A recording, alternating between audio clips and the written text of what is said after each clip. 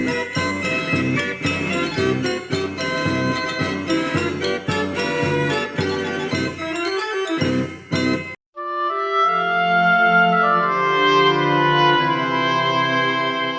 there, Internet. My name is Michael. I'm on a mission to rescue, restore, rebuild and return to full working order this 100-year-old Wurlitzer 105 band organ. As you can see, it's coming on. If you recall, in the last episode I spent a lot of time trying to get the wedges right, and I ended up making them like this. Now the wedges are ready to finish. But the first thing I need to do is I'm going to pop down the wood shop and sand them, just give them a brief sanding, a little, so that I can know that they're completely flat and correct. And then when we come back, I have to use a router to mark, to put a little rounded groove in there, which is where the pump boards come in and fit in there like a hinge, and then drill a hole and a little channel where the rope hinges fit in there. It'll make sense when you see it happen. But I'm off to the wood shop now, so come on. The wood shop's a pretty wonderful place to go with all the tools they've got there. It makes short work of all of this sanding and so on. And they've got nice flat surfaces, which are essential when I need to make these exactly flat. You can see I'm pushing on the corners. That's to see if they rock at all, make sure that they're absolutely flat. They do rock a little, just slightly, but it's still too much for me, so I'm gradually taking off a little.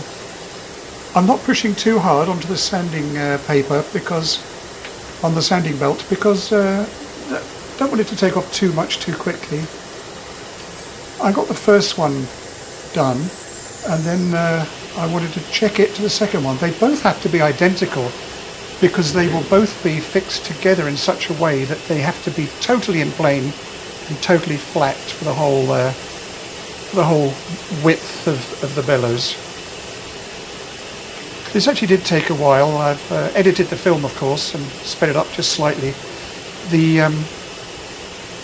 This is one thing I couldn't afford to skimp on and rush it. And it's looking pretty good. Here's my finger to run down where the two meet, because I find that you can feel the differences easier than you could measure them. This took about 45 minutes, but in the grand scheme of things, that's not a great deal of time to spend on something this important.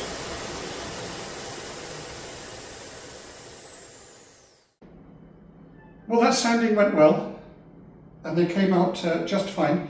Now I have to route like an oval half circular slot through there, and that's where the end of the actual pump board goes up and down and is held in place with these rope hinges. Here's the old pump boards, which we're going to replace, and this is the hinge that we're replacing, but we're keeping these centre boards. You can see here where this fits in there and just goes up and down. So routing out this hole here, or rather this slot here, is very important. So I'm going to set up the router and get it dialed in for this. I seem to spend a lot of time taking tools out and setting them up and putting them away again, but I guess that's the price you have to pay when you don't have a real workshop. You only have to share it with your wife's car. I've got a nice set of router bits here. I bought them thinking I would use more of them than I do, but I've only used like 2 or 3 of them. So I'm wondering whether I should just sell this and just buy small routers as I need them. Now the drawings call for a 5/8 diameter round router bit. See if I've got a 5/8.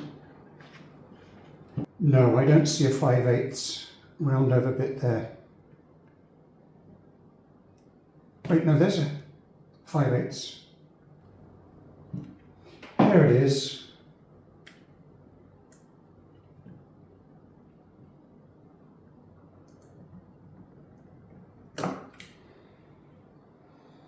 Just the job.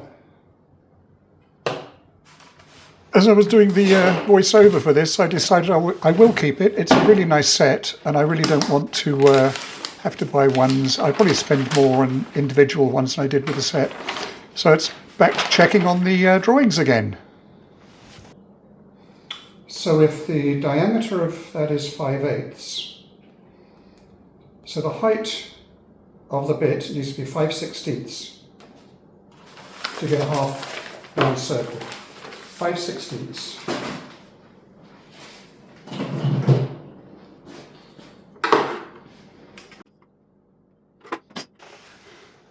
Now you may have noticed I don't have the best quality tools. As I've travelled around the world, I've had to sell the tools as I leave one country and then buy a new set when I get to another one. So I couldn't afford to buy good, the top end tools. These are good enough, but they're not exactly the best. This router table, for example, I wish I had something a bit more substantial, although it does the job. Now here you see me connecting up my dust collection unit, which again is a DeWalt, I'm not sure what they call these. It collects the dust through using a vacuum cleaner there. But what I didn't realise is that because it is a cheap router table, the backstop isn't exactly plain between the one half on one side of the router bit and the other side. So I always clamp in a separate piece of wood so that it will slide past a bit better, as you see here. What I didn't realise is when I do this, there's nowhere for the chips to go. So the chips, even if I have the suction on, the chips just end up on the table anyway. So in between each pass, I have to get a brush and clean the top. Now this went quite well. Slow and steady wins the race, and that slot for the pump board I think will do just fine.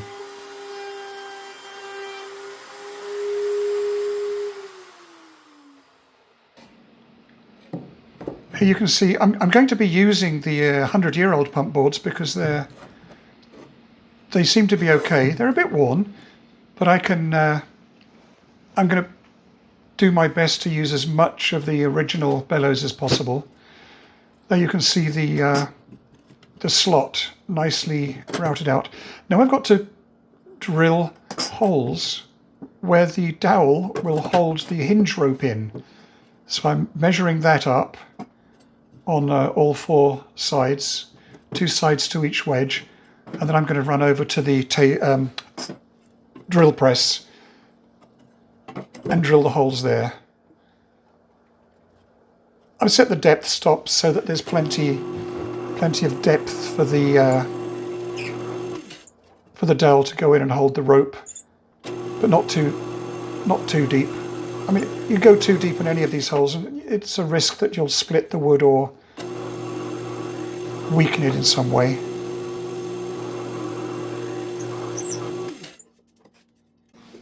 Well, now I have to route out a channel between here, where the rope will be pushed in with a dowel, out to where it joins the pump board. So I've got the right dimension in. I'll set it up there and push this in. I've made a mark, but on the other side I have to go this way. So I have to put the hole over the router, turn it on and move it that way carefully. I hope it works.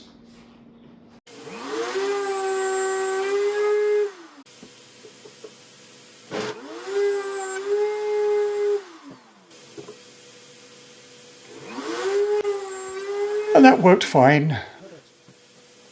Going in both directions, it worked. Now, this is the next bit. You see those slots underneath? That's what I've got to do next. That's where the air gets forced from the pump action into the reservoir. Again, I'm referring to the plans just to make sure I get the dimensions right, and then I just set up the router table to the correct depth and run them through. Now, it's pretty self-explanatory what I'm doing here, so I'll leave you to listen to a little bit of music.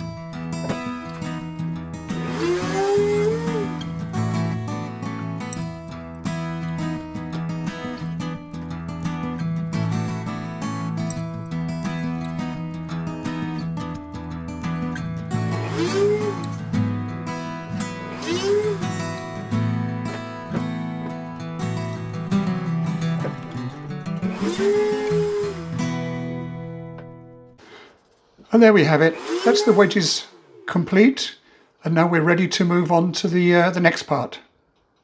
Now in the bottom stationary board, there is a small well that's cut into the board to allow the air to move under the wedge and into the reservoir.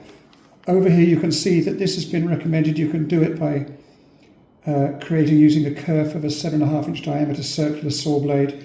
But that would mean taking the length of it and I'm not sure how I can do that, and I don't have a circular saw like that anyway. So I'm going to use like a plunge router using these things, and I'll put a couple of little boards around there, and then I will just plunge in.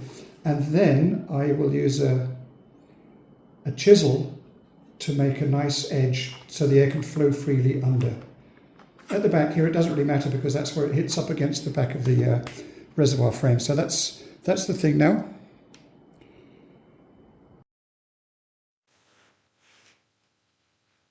I'm going to route out the recesses in the bottom of the boards by using a plunge router with a specially designed attachment that limits how far it can go. And I'm putting these little pieces of wood on there that will actually interact with the plunge router to make sure it only cuts down where I want it to.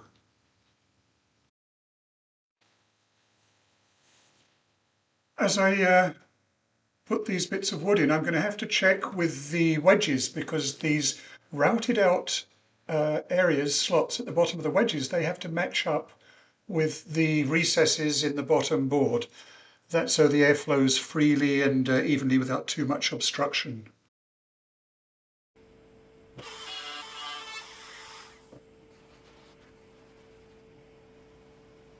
So the router actually produces quite a lot of sawdust, so I have to stop very frequently and vacuum out all the chips to avoid the router getting bound up with the excessive amount of chips that are being produced.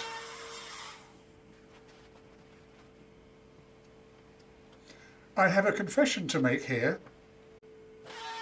I did actually mess up, and the router, for some reason, the bit in the router, for some reason it went down. It kind of extended itself out a bit, and it was in tightly, but for some reason it got dragged down an extra 1/8 of an inch.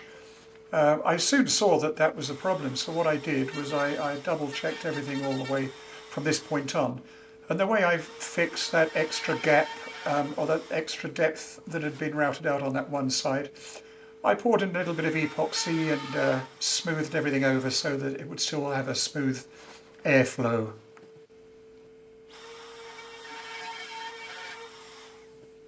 There you can see the first board's completely finished, and I'm working on the second one.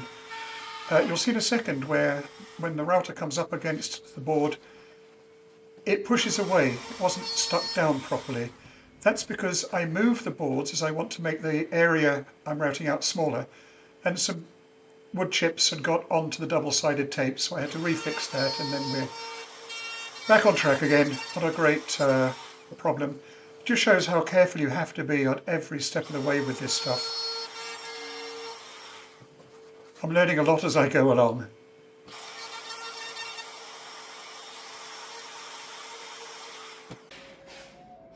Well, now I'm ready to glue these infamous wedges onto the lower board. These have to be accurate, and both sides have to be identical so that they remain in plane as we continue with the building of it. So I'm setting up a little bit of a jig here so I can get these boards both parallel, both accurate at the end, and then both accurate across here. So I'm going to do a little bit of messing around and getting some clamps and making sure we're ready to put these on in such a way that they won't move. The thing is, these are a wedge, and if I clamped it, they would tend to slide. So I've got the pieces that we cut out of there, which are the right angle to put on it. I'll use a board there and then put this on there, and that means that we're actually clamping, this is in plane with the underneath there. Let's get on with that.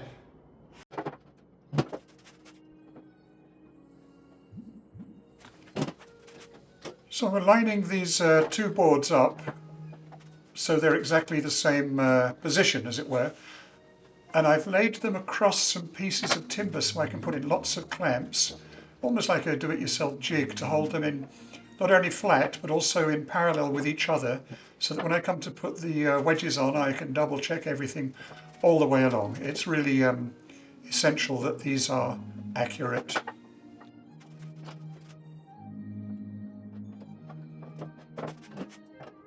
Now I'm going to clamp this board across both of them, and that will also help prevent these from sliding forward too much, at all, hopefully.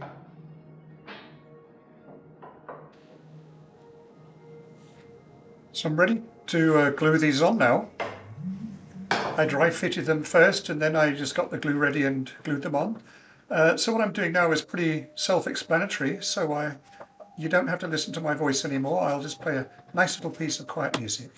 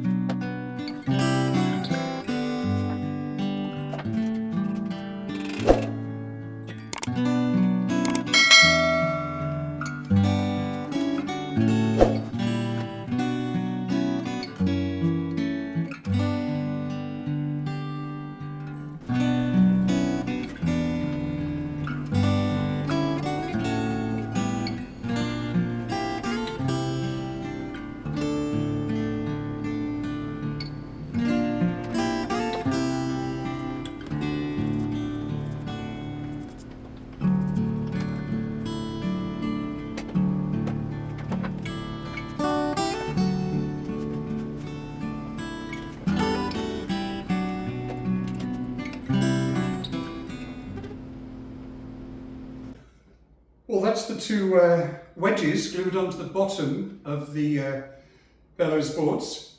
Now I'm going to offer up the top boards and see how they match. And that will give us an idea of whether I should just go straight ahead and glue them up, or whether I need to do a few more adjustments.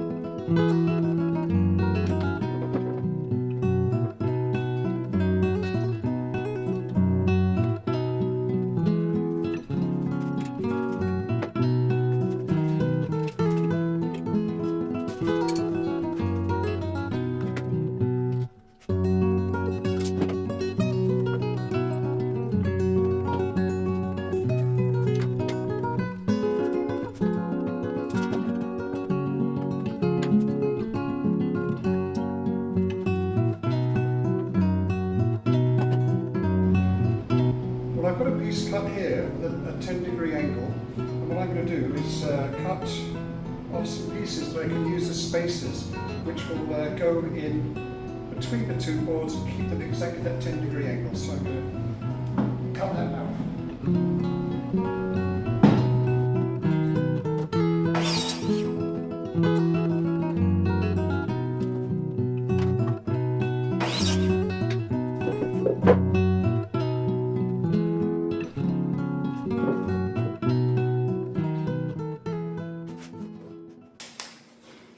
What I'm going to do now is size this side of these boards, and it'll be easier to do now than after I put the top board on, and that's to just protect the wood, seal it a bit, make it last a bit longer. Don't need any fancy shellac or anything on that, just something that will seal it. I'll use the last of this bottle.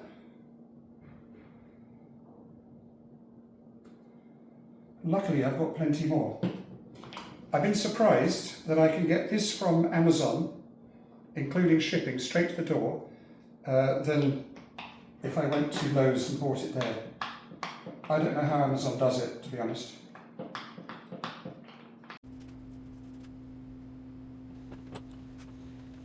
What I'm doing here is quickly sizing the areas of the boards which I won't be able to get to once they're all glued up and in position. This is to seal them a bit, help prevent shrinkage or splitting. Well, that's the theory at least.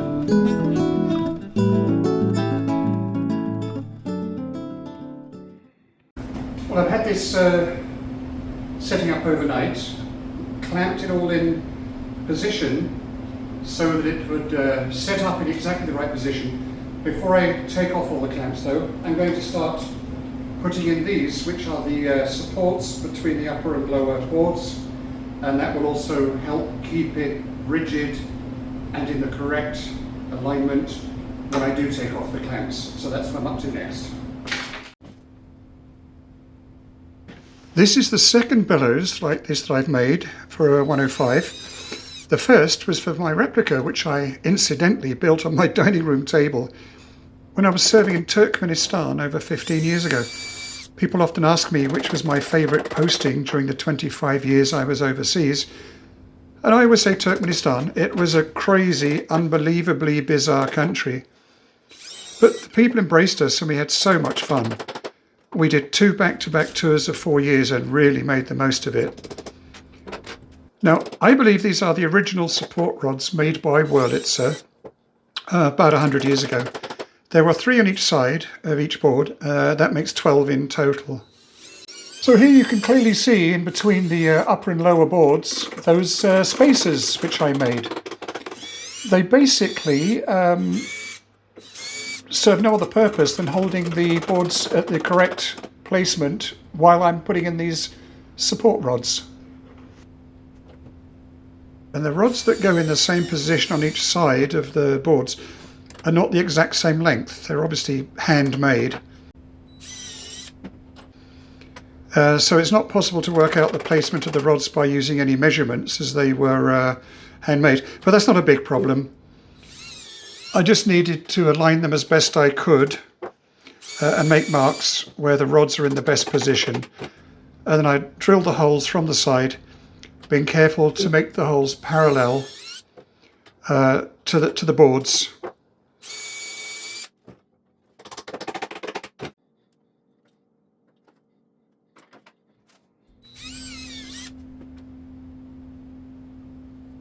On the wedges, you can clearly see where the hinges will go. You can see the holes where the dowel will go in and recesses for the rope hinges. I put a piece of tape on the drill bit to define the depth of the holes, so the holes are deep enough without being too deep. Putting a piece of tape on the drill bit is an easy way to control the depths of the holes. I guess it's the equivalent of a depth stop on a drill press, so to speak. And as I move around, I take the clamps off as they become redundant. The rods are holding the boards in perfect alignment.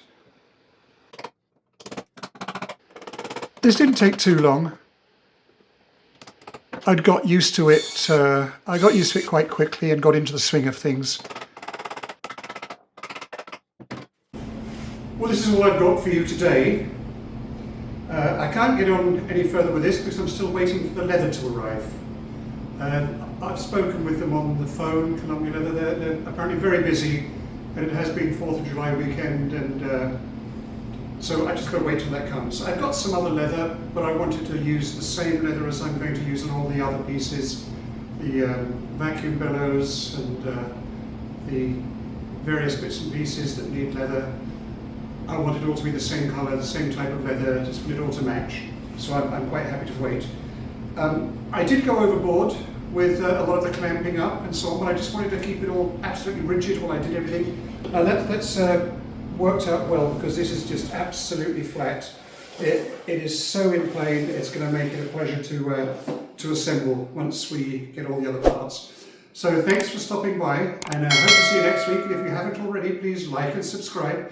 Leave me a comment about how you think I'm doing and what you're doing in the world of band organs. And see you next time. Cheers.